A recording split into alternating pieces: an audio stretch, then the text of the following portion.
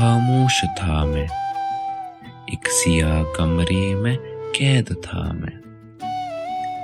نفرت سی ہو گئی دنیا کے لوگوں سے، کیونکہ لوگ بدلتے ہوئے دیکھے ہیں میں نے، کچھ اپنے چہرے بدلتے ہوئے دیکھے ہیں میں نے۔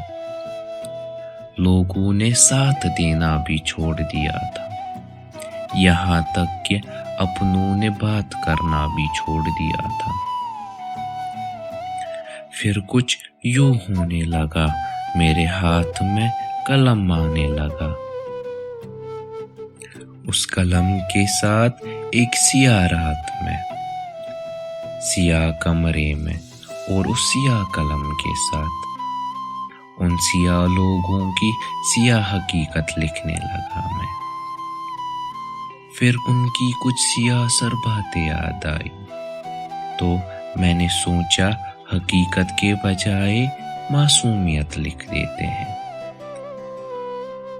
تو پھر ان سیاہ لوگوں کی معصومیت لکھتے لکھتے سیاہ قلم نے بھی ساتھ چھوڑ دیا، ہاں سیاہ قلم نے بھی ساتھ چھوڑ دیا۔